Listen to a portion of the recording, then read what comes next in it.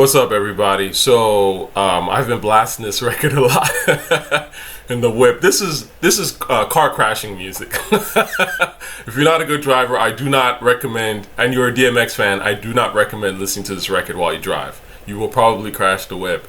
But I fucking love this record, man. And my favorite, like, the whole thing is fire. The way it starts, I think I've talked about in my DMX videos. You can search that in the channel. But I've certainly talked about the first time hearing this. This was like my favorite record of that year. I was so amped. I heard the snippet, and the snippet just had me like, I just knew. It was like one of those things you heard, just the bang, gang, gang, gang, gang. There's the snippet and the way it started. I was just like, and when the beat kicks in and X is like, oh my god, I was like, this is going to be crazy. It was on a Def Jam sort of promo on their website, and I just was like, oh my god, this song sounds nuts. So of course, not surprised to see that it's classic. But my favorite verse is obviously, I would say probably the third part, which is one of my favorite DMX probably moments ever. But I'll play it and I'll show you what I mean. All you gotta do is save it. This is my shit. That shit's fire. Rakim was saying that shit. DMX. You'll see that video when they met. It just hit people, man. Look at all these off-brand niggas. That is my shit with Jay. That's that bullshit. Look at this shit. Look at all these off-brand niggas. Oh my god, DMX, you know how many off-brand niggas there are in rap now? Oh my god. It's like literally hip-hop is off-brand. The entire thing is off-brand niggas right now. Anyway, that's random.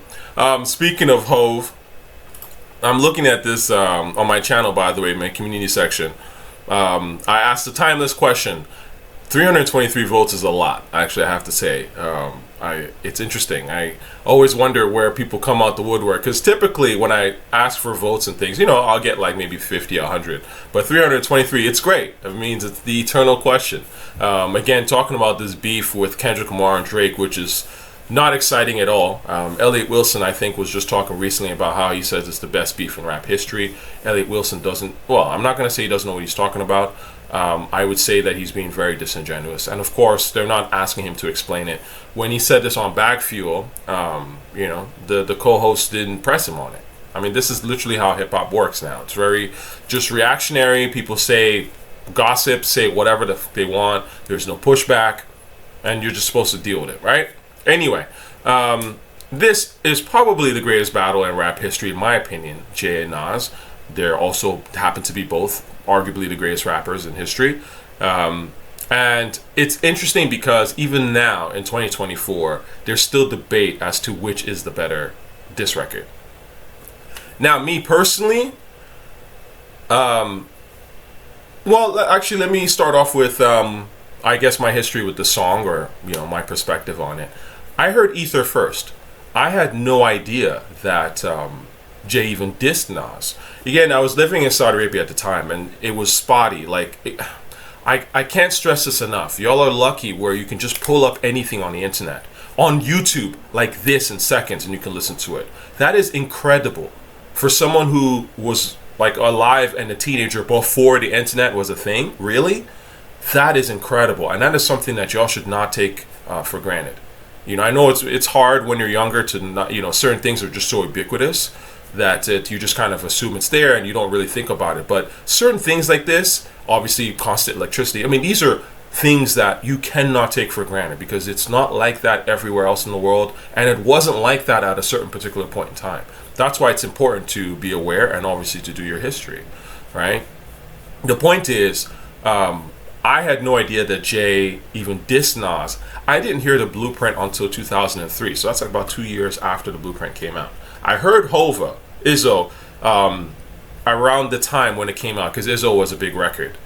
So I did hear that, but I don't think I ever heard anything off Blueprint until literally like 2003. I heard Blueprint around the same time that I heard Illmatic, actually, for the first time, which is interesting. But the point is, but I did hear Stillmatic when it came out, because a friend of mine had just come back from the US. This is early 2002, and he was like, yo, Nas diss Hove. And I was like, what?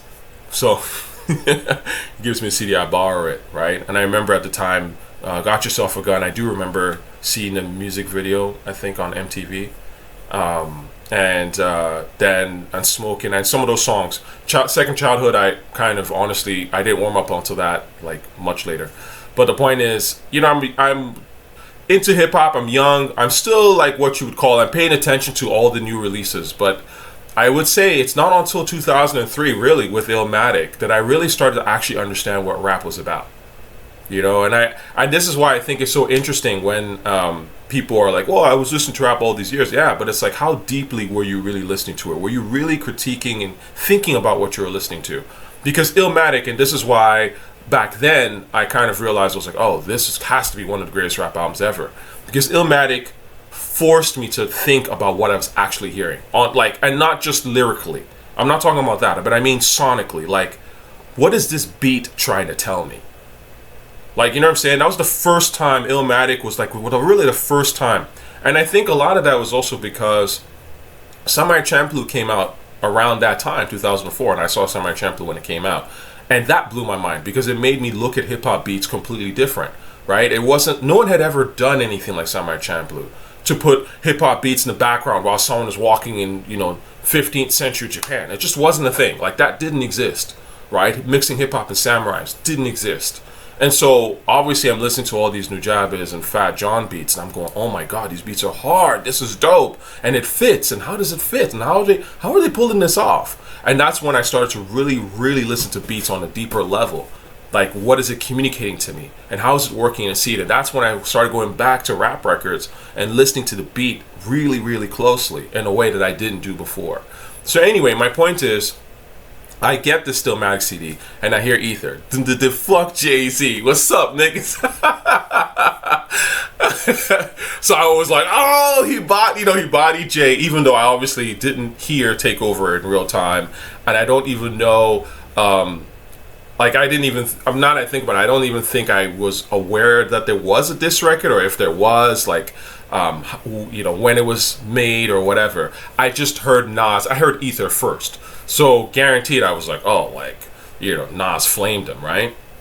It wasn't until 2003-ish when I heard Blueprint.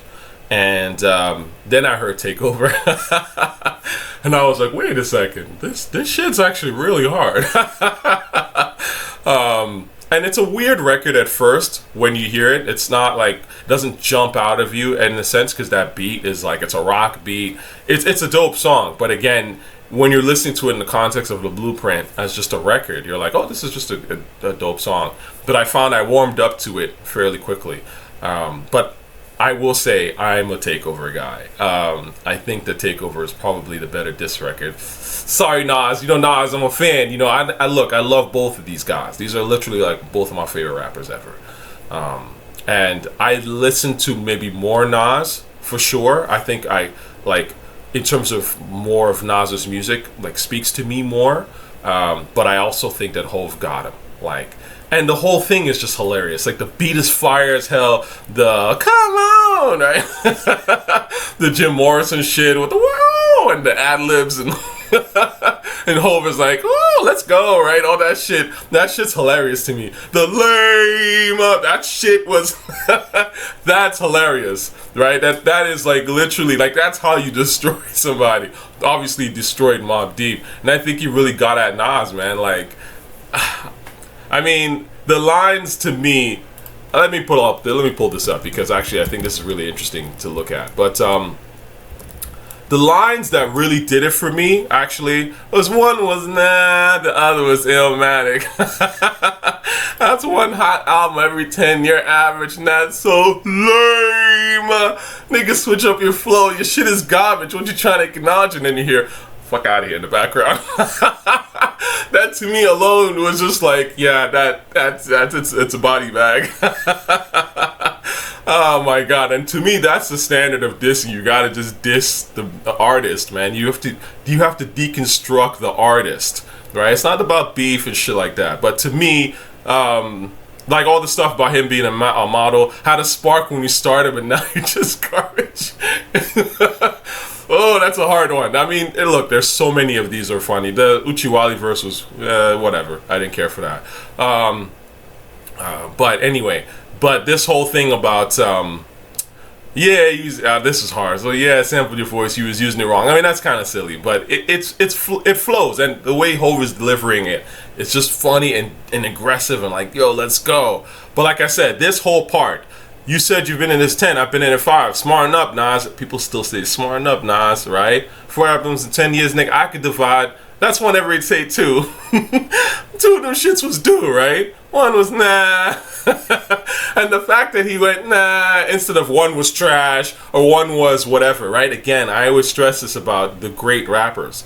They know when to get lyrical and they know when to chill out, right? And not add too many words to their bars. They can pick the right word. Word choice is a huge thing about what makes a great rapper, right? I remember I was looking at a comment, and I of course read the comment, and someone was like, he loves the fact that Nas said desolate in a rhyme. Like, why is that special? It's like, when was the last time you heard a nigga say the word desolate, period?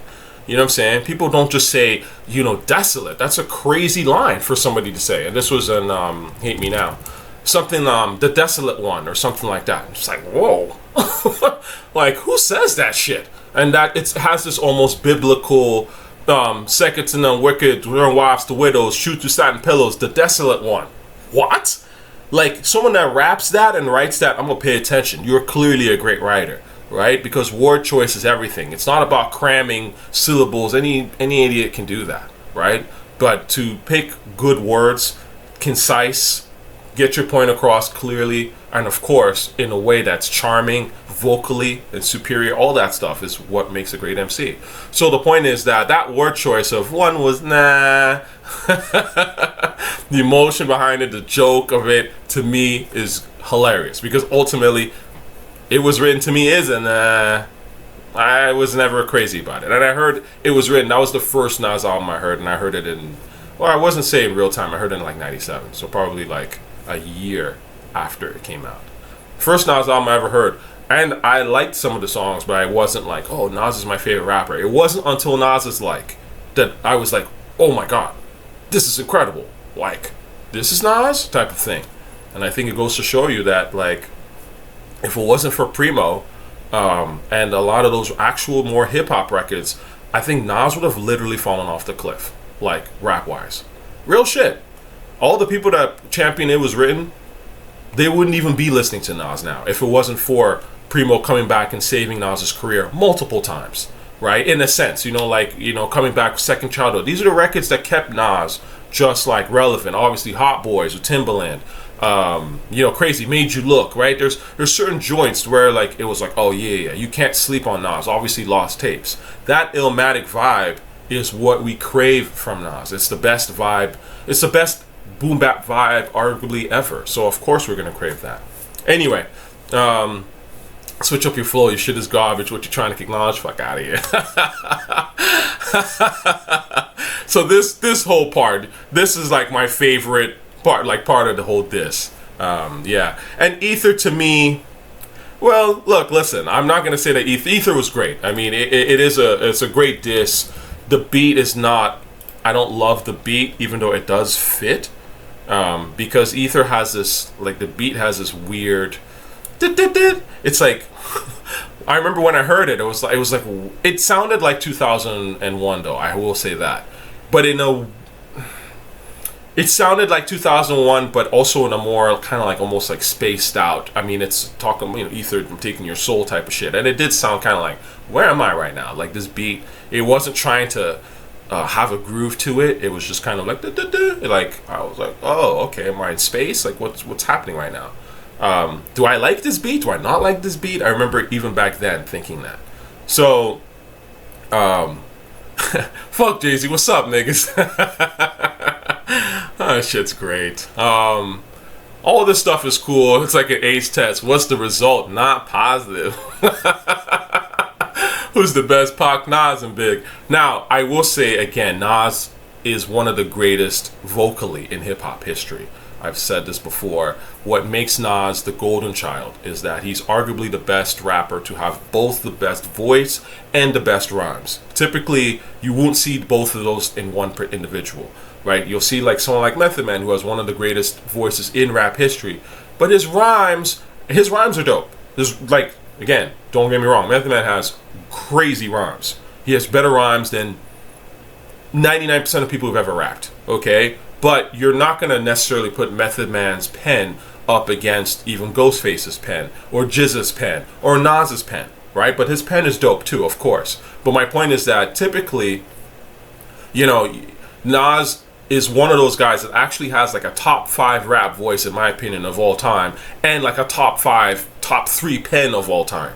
That's wild. That's why people look at Nas as the golden child, because he sounds incredible. This is something that I think obviously people tend to forget, but Nas's voice is freaking incredible. So I think Ether works because obviously Nas could be saying whatever on Ether, frankly, but it's just going to stick because Nas just has that vocal presence. And I think that's why a fair amount of these rhymes on Ether stick. I don't necessarily think all the rhymes are the like greatest, if I'm being honest with you, but they're not whack. I mean, they're good. But even when he's like, greetings, I embrace y'all with napalm, blow up, no guts, left chest, face gone, right? The way he says that, like that bar, is cool. It's not like the craziest bar ever, but the way that he delivers it, and of course over that sort of weird spaced out beat, you're like, oh my God, like this nigga's going in. That's the power of Nas, vocally. Like Hove, to me, I think has better rhymes than he has that voice, personally. I don't think that Jay-Z has the greatest rap voice in history. I think his voice, and look, Jay knows this, and I'm sure all the people that were kind of hesitant on signing Hove initially, that was one of the reasons. They probably looked at his voice and how he was flowing, and they're like, I'm sure the intellect was there because Jay is a very smart guy, right? But again, when Jay started to take over, to me, he started to take over, no pun intended, when he got his voice up. When he got his voice/flow up, that's when it was like, ooh, he's getting there. And he started to become one of them guys, right? So again, that's what I think has that, or I think Nas is being carried. Obviously, he has vocally, he's one of the greatest to ever do this. And so I think Ether just has that feeling where you're like, oh, just everything Nas says hits, because the fact of the matter is that Nas's voice was golden. The best line here, name a rapper that I ain't influenced. I am the I've got this lock since 9-1. I am the truest. Name a rapper that I ain't influenced. Give y'all chapters, but I keep my eyes on the Judas. With Hawaiian Sophie fame, kept my name in his music. I love that, kept my name in his music. It literally sounds like some Dick Rider shit. like come on, man. Like, I'm here living my life, and you're, you know, you got my name in your lips. Like, you pause. Like, what's going on, right? So I always love that line. But that line, like, I've got this lock since 9-1. I am the truest. Name a rapper that I ain't influenced. That's one of the hardest bars Nas ever spit. Real shit. And it's so real. Like, I remember hearing that and being like, yeah, that's hard to disagree with you there, my man. That's facts. Hey, yo, y'all kneel and kiss the motherfucking ring. This is for him. I always love when Nas gets into this almost Slick Rickish type of like jokey delivery, because you can tell Nas has a sense of humor. Hey, yo, pass me the weed. Push my ash down these niggas, man. Again, this is all delivery. This is just comic stuff that Nas is so great at. This stuff I kind of didn't really care for. Again, not to say I loved it, but I mean, it's not like I don't run back to it. But this, what Gazy and Cockefeller Records was obviously mad funny at the time. It's still funny. I mean, it, you know, you can say it's homophobic, sure, but again, artistically it works and it makes sense and it's funny actually in the context of this record. And his manuscript just sounds stupid when KRS already made an album called Blueprint. So this verse I was kind of like, you know, verse 2 I don't remember being too crazy about. Even back then I was like, oh, okay. Y'all niggas deal with emotions like bitches.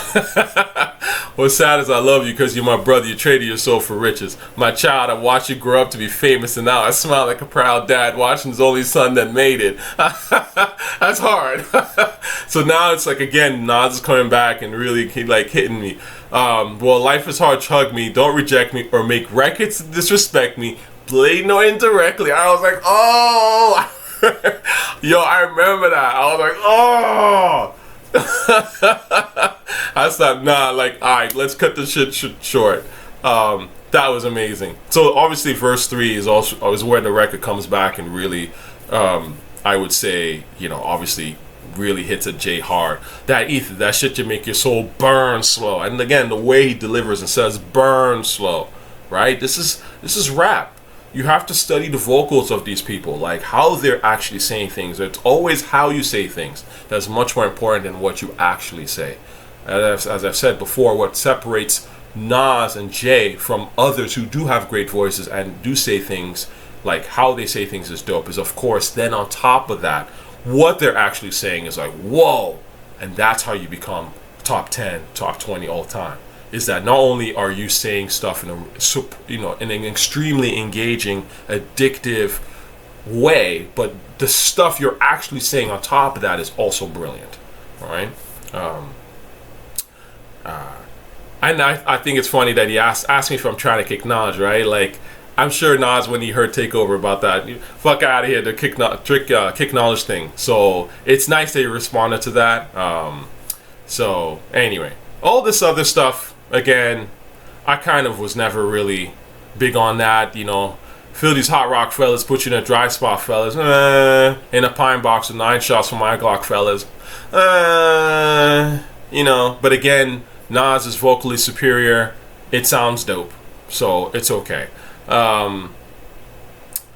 Queens niggas run you niggas. Ask Russell Simmons. Classic line, obviously. Eminem murdered you on your own shit, right? Classic. All this stuff, you know. You pop shit, apologize, nigga, just ask Kiss. You know, it's cool. But I will say that honestly, I think that Takeover is the better diss record. If it was just my opinion, okay? Yeah. Trying to get Brock, ask me if I'm trying to acknowledge. I mean, again, this is all, of course, great writing. You know, I'm not taking anything away from Nas, from Ether. I prefer Takeover as a diss record to listen to and to kind of rap along to. But of course, Ether is great. And of course, the very famous Stan, right? Because Stan was, I remember when Stan was just killing radio. Obviously, I heard Stan in real time. And I always say this because people try to give, as Eminem fans, try to give Eminem the credit of creating the word Stan. But the truth of the matter is that Nas coined the term Stan. I had never heard of someone call someone a Stan until Nas did it. Like, yes, Eminem had the song Stan. And we were just like, oh, okay. That Stan dude sounds crazy as fuck, kind of thing. Like, and it was a good song. And I do think it's one of Eminem's best songs. Not like a crazy record though. I mean, at the time when I listened to it, I liked it, but I haven't heard Stan in years. Like, it's just not a song that I was sitting and listen to, if I'm being real. But anyways, the point is, Nas was the one when Nas said you a Stan, I remember bursting out laughing because it was like, obviously the first thing I thought about was, you know, the beach blonde hair, whatever, guy driving in the rain, right? With his like girlfriend in the trunk, like,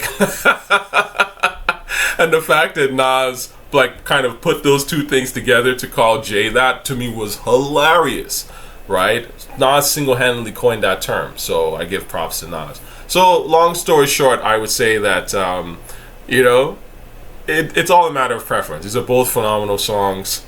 I maybe prefer Takeover, but of course, you know, Ether is great, and that's that. All right.